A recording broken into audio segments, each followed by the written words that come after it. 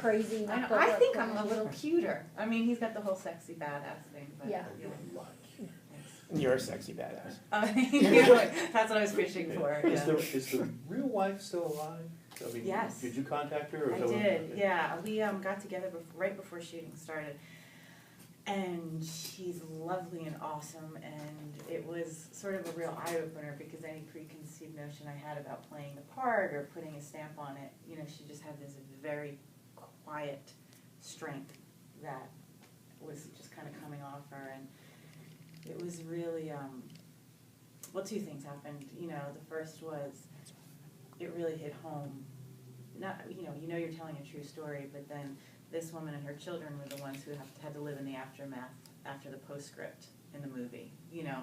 So, you know, we felt a tremendous responsibility to sort of getting it right and like who Gary was after sitting down with her. And then also too, you know, she was not the one, she was definitely his lifeline and his anchor, but she, you know, in all the home movies, she was the one behind the camera. He kind of never saw her. He would hear her voice now and again, you know, and when I talked to her about, you know, said he was a complicated guy, there's a lot not in the movie, her love for him and her love for the kids, even after all these years and after his death, was so palpable, and her respect for him as a journalist, and it kind of just said, okay, so this is what this part of the story, this tiny little part that I'm telling is just about how much these two people loved each other. So the subtle things about the family dynamic, like the eldest son having that rupture with his dad after he finds out about Cleveland and everything, those are real things. You know, I don't know about that particular scene. I know, and again, you know, in terms of like liberties, I think the story is so true in terms of what happened with the Dark Alliance story. I think where maybe they had to fudge the timeline a little bit was with the family stuff and with the infidelity in the marriage and that kind of stuff. So I don't know how that played out in real life. I just know this was all part. Did you talk about the infidelity and all that? We did. We talked about everything. She's really open and was really happy to, you know, share all this so that Gary's real story would get told. You know, my hope was that there would be some healing for those guys in having, now that there's no more controversy around it, now that it's a little bit more quiet, to be able to really hear. So my question to you is, you must have really gotten a lot out of your conversations with her, because it appeared to me, I said I have to ask her, what is it like to play with Jeremy Renner? I mean, because you've been given all this juicy stuff to move forward with, and he's giving this juicy stuff to move forward to you with, because you guys really love each other. But my God, you must have had a blast with him. I did. He's so good in this movie. I was saying this to him last night because I said a couple of people asked me yesterday, what, you know, you keep saying he's so good, he's such a great actor, and they're like, what is it? What is he doing that's so great? I'm like, I don't know, because I can't see him acting. You just don't really catch him acting, and that to me is, you know, really sublime. And like all movies, you know, we shot a lot of scenes, family sequences that didn't make it into the movie. In a way, the story was so big, you know, and the context, we needed the audience to understand the context and this very specific moment in history and what was going on. And in a weird way, I felt like the family stuff got a little sidelined in the movie, but I think that's very true to life. I think that's what happened once this story fell in Gary's lap. It became all-encompassing, and his drive to, once the story was released and he was discredited, the drive to get the truth out kind of sank him in a way. And, you know, and as much as she loved him, she had to choose her kids, and she left the marriage. It must be bittersweet to see him vindicated posthumously. I bet. I mean, I don't know, but for them it's going to be, you know, people keep saying, what do you think they'll feel when they see it? I'm like, I have no idea, but I can only imagine a lot of mixed. Has she seen the movie, do you know? I don't know. Yeah. What were the circumstances of his death? Well, you know, he was living away from the family. I think they, you know, maybe, I feel very protective of her, you know, because this is her real life.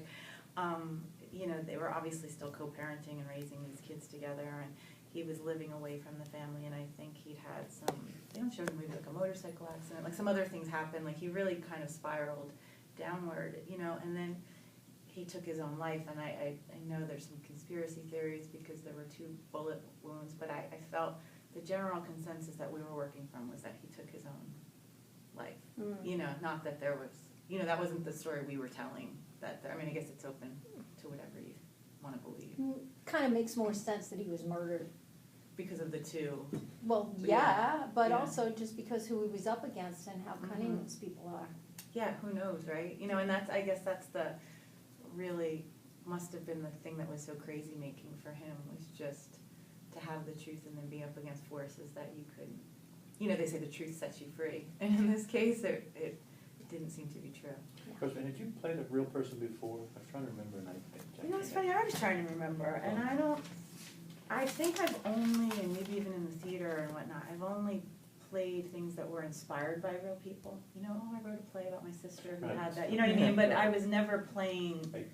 yeah, and I think that was kind of daunting at first, just in terms of, oh, do I look enough like her? Let me see her, how did she dress and all this? And then really what just became clear when I met her was just this essence of just sort of boundless love she had for her family, and this quiet reserve that, and you know, and there was a draft of the script that had her not cursing like a sailor, but they were trying to make her, you know, to see why they were together, and she had said to me, I don't talk like that. You know, do you think you can maybe get some of that out of the movie? And I said, I'll do my best. So. I saw an interview recently where you used the words, yes, it's or I play the wife, but, or something like that. So Yeah. complete that part. I mean, Oh, I play the wife, but I get to work with Jeremy Renner.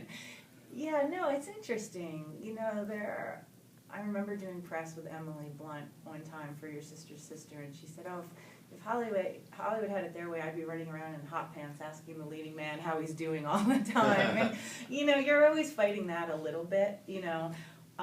You know, in this case, especially because it's a true story, it's not, it feels like a very, not their life is, you know, extraordinary in that what happened to them and the story that he was able to keep digging and ultimately report on. But I think it's very ordinary probably for a family to have to make decisions, you know, like to choose the good of her children over the good, you know, the marriage. Like I don't think it was something she could stay in any longer and still protect her kids from his downward spiral after everything happened to his reputation and career. That to me was very, so when you say the wife, I mean, that's a story that I feel like I see out in the world, and I was really happy to tell. You play her really subdued, and I like that. And it sounds like maybe she was kind of like that. It's just like this, but you could tell she's got that strong presence to her. Yeah, but very even. You know, it's hard to say. I mean, we did do some scenes where I kind of laid into Jeremy and this and that, and for whatever reasons, they took them out. But I don't think in this case it was sometimes directors or whatnot fight with the likability factor. And in this, it wasn't like to make her the uber supportive wife. She just really is a selfless, loving human being. And to hear her talk about her life with Gary, I mean, I think she would have stayed in it to the bitter end if she didn't think that it was going to really affect her children.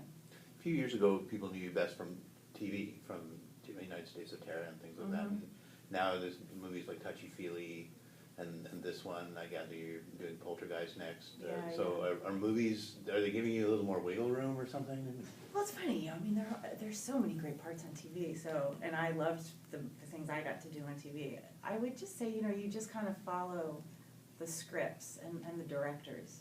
You know, I've been lucky in that. You know, Poltergeist, we have a great director, and the story of Poltergeist is a great story, actually, at the heart of it. So you're the Jo Beth Williams in this one? I'm the Jo Beth Williams. Yeah, it's different though. You know, we're doing it in 2014, so you know, we're not smoking dope, and you know what I mean. It's a different kind of vibe. And Jason Reitman, I just did a movie with him, and you know, it's really the stories that pull you in, and they're telling them on TV too. So I hope to be back there doing that. I also had a baby a year ago, so the movie schedule is a little bit good for a new mama. Sure. You know. So- How's Adventures in Mommyland? It's so good. I mean, I think that was also what drew me to the part, because normally I might have said, oh, it's a wife, but, and in this case I was really, you know, embracing my role as Mama Bear, and I enjoyed on this movie having all those kids around me, and, you know, so it's good. It's the most joyous time of my life Is it so far. As you expected? Better. Mhm. Yeah, really. I don't understand those people who are like, it's so hard. But, you know, she's 15 months, so I guess how hard can it be? I guess talk to me when she's 15 years old. How's Ron doing it? He's great. Oh, he's great. He loves it. He came home when he was shooting Boardwalk Empire one day, and this is when she was first born, and he ran in the house off, he got off the plane and ran up, and I hear him go, "Where is they?" And I was like, you were gonna say, "Where is she?" Like, I'm number 2. He just wanted to see that little girl so bad, so that's okay. I can handle being number 2.